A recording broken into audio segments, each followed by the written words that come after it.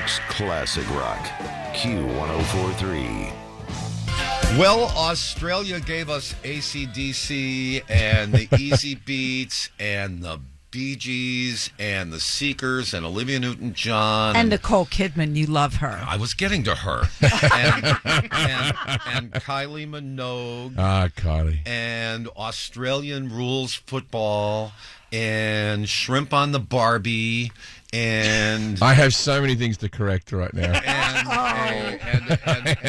And a prime minister who went to the beach and was never heard from again. Harold Holt. And Jim Jefferies. Thank you very much. All right, so what I have to correct is I think the Bee Gees were from Manchester. They moved to Australia when they were young. Yes, but they grew up as kids in Australia. AC/DC, I think, we're from Scotland, but they moved to Australia. Yeah, hey, look, we're convicts. We take things, you know. I'm all for it. I'll take credit where we can. Take credit. Yeah. And also, we don't call them shrimp. We call them prawns. That was just Paul Hogan trying to sell Australia. That whole throw another shrimp on the Barbie thing came from Paul Hogan doing an Australian Tourism Board commercial where at the end he was like, I'll throw another shrimp on the Barbie. That was the only time an Australian had ever uttered that sentence in the history of Australians. And my whole career, since I got to America, people will still yell that out at gigs, throw another shrimp on the Barbie. But and there was the guy who starred in House. The guy who started House? In the TV show, House. Hugh Laurie? Yeah. Hugh Laurie's from England. Yeah, he's one of the poshest English people ever. Wait. But Naomi Watts, right? Naomi Watts was from Australia. That was true then. Naomi Watts was from Australia. Hugh Jackman? Hugh Jackman's from Australia. I went to the same university as Hugh Jackman. Really? We both studied musical theatre at the Western Australian Academy of Performing Arts. Yeah, no, what happened to you? WAPA or WAPA? WAPA. And also, what happened to me, I'm going to be Wolverine in the next movie, and that's why I'm on the radio now. But you were at the Sydney Opera House, too, as a scholarship person. I was saying, I might be, I can't prove this, but I might be the only person to ever sing for the Australian Opera and to do stand-up comedy in the Opera House. Like, I've sold it out for both. Well, the opera, I was just in the chorus, but this is really ruining my bad boy image. No idea you could sing. Wait a I second. can't sing. I could sing. I can't sing now. He can't sing now because of... drugs and cigarettes and yelling. But he in did that order? sing. And by the way, being in the chorus of the opera is a big deal. It's the Australian Opera. We're a small population. Everyone got to go. Famous opera houses on earth. They're the most famous because Australians, we love opera. That's why they put it there. We're well known for our opera loving. It just turned 50, that building. It feels like it's been around longer, doesn't it? Well, that's older than me, but it feels like it's been around since forever. But it just turned 50 this year. Meanwhile, it continues to look modern. They call it Nuns in a Scrum or the Sails or whatever. Yeah, it's still a beautiful bit of art. And one day, an Australian friend. You left out Midnight Oil. Yeah, Midnight Oil. My favorite group. I love Midnight Oil. Me too. Peter Garrett became the environmental minister of Australia, and then through one of his plans to put insulation in the roof of people's housings, a lot of families' houses burnt down, and so he had to retire. And ironically, his biggest song was "Beds Are Burning," so it's all come full circle. Now he's back in the band. Oh my God! That is true. I didn't make that. I'm not just slandering. That's Google it. Now, poor Peter. My boss. Poor Peter. Poor Peter. What about the people in the houses that burnt down? Peter Garrett. She was I'm sorry. Yeah. I flew all the way out to L.A. to see their last gig there. What? When would that been? Like recently? It was like a year ago.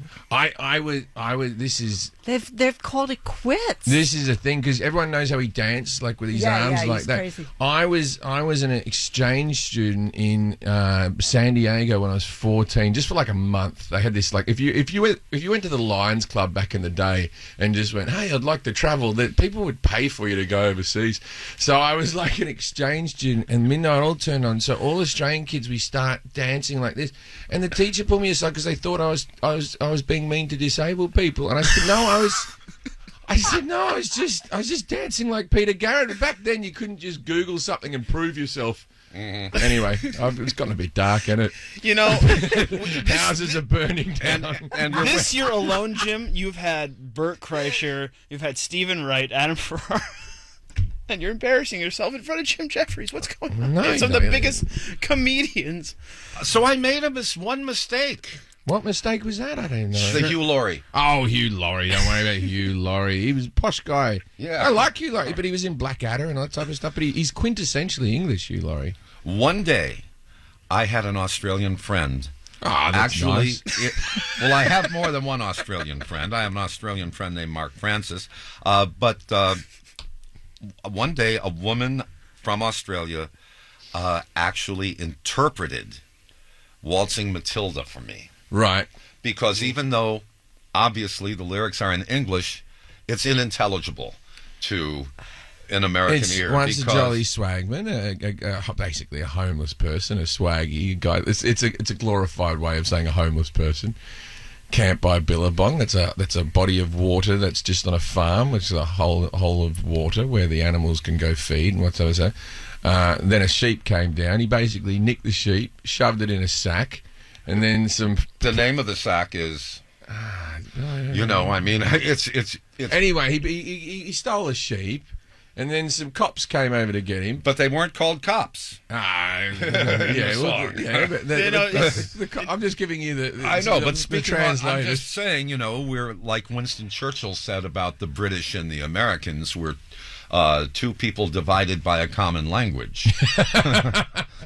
Well, in the end, instead of getting caught by the cops, he just drowns himself in the water. You know what I mean? And then haunts the place. Haunts the place, yeah. It's a lovely tune, it sounds like. And that Wow. should be our national anthem, Yes. but it's not. But it's treated as such because it gets played all the time.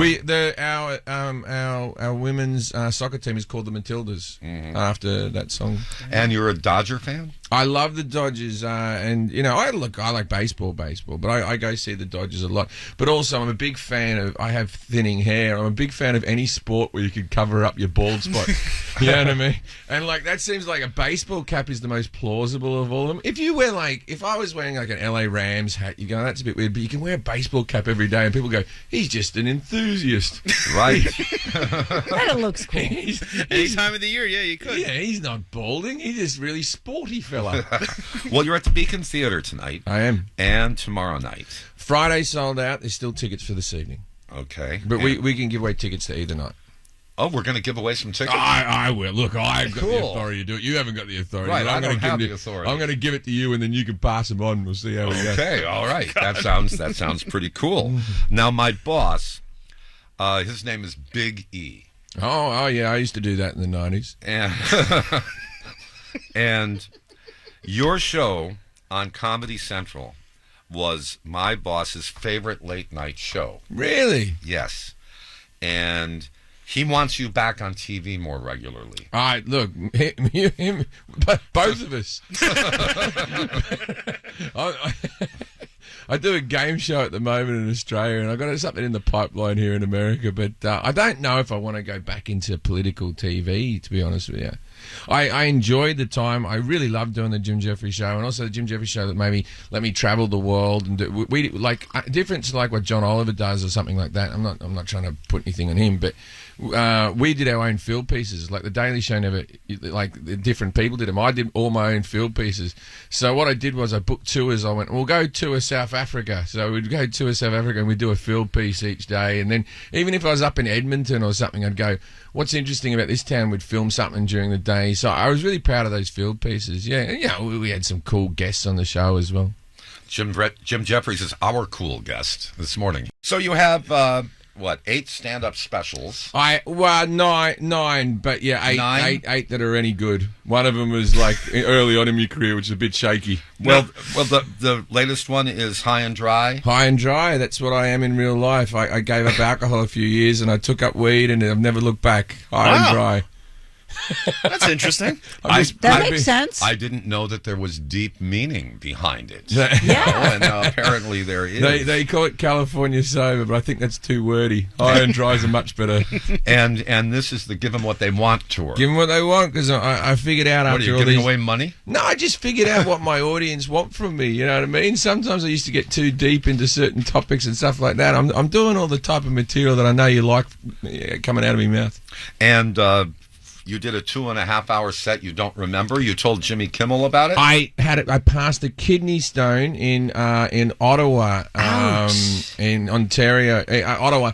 On stage. Oh. And they drugged me so much. They filled me with morphine, and then they gave me another shot of something to help me stand up. And then I did the show, and I've seen a bit of footage, but I don't remember a single bit of it. And normally I check my watch, and I try to keep my I have opening acts for about half an hour, and then I do about an hour and a half normally, a 2-hour show, and we all go home and move on with our lives. But you did 2.5 hours. I did 2.5 hours because I was too drugged out, and I didn't check my watch, and I couldn't keep track. But people loved it, so maybe that might be the secret, the kidney stone shows, you know. Oh, I can't imagine. Have you ever passed one? No, but I've heard it's terribly painful. It's worse than childbirth, but you're not allowed to say that. You get in trouble. My wife got very angry when I said that. I would get angry with you saying that. But I heard that it's go to the emergency room of the hospital painful. Oh, I went to the emergency room. I was holding onto my sides. I thought my appendix had burst, and I was screaming so much. But I was in a little town, Kingston, in Canada, and the people there were everyone in the waiting room of the emergency ward had been at the show the night before, and they were coming up like, that was a really great show, and I was like screaming and holding onto a pole. And thank God I was in Canada, because every time someone was like, and next up, Brian, it's time for you to come in, and people are like, I think Jim should go first. He looks like he's in a lot of pain. So the Canadians let me pass through first, and then the doctor, who was female, said to me, I've had 4 children and 2 kidney stones, and the kidney stones are worse. Are they? Well, Wow. you got it from the kidney down to the bladder. That cable is 1/5 the size of your urethra, right? And the stone was 6 millimeters, which in American measurements is like, I don't know, 4 yards or something. Very big, no, you know. Damn. No, it was like 1/4 of an inch or something. It was something else. Ugh. But I didn't think I was going to be talking about that tonight. But mine came out really dark, and they said that was because it was stained with blood. So good morning, everyone. I hope you're enjoying your breakfast.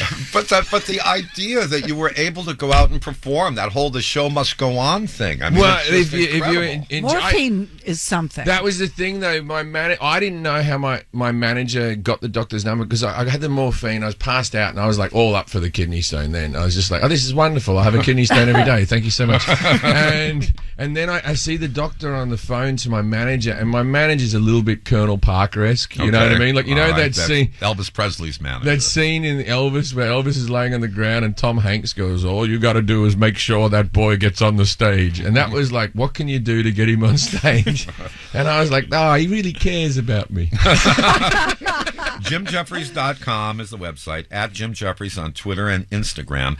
Beacon Theater tonight and tomorrow night. Tomorrow night's sold out. Tomorrow right? night's sold out. We added a show. There's tickets for tonight.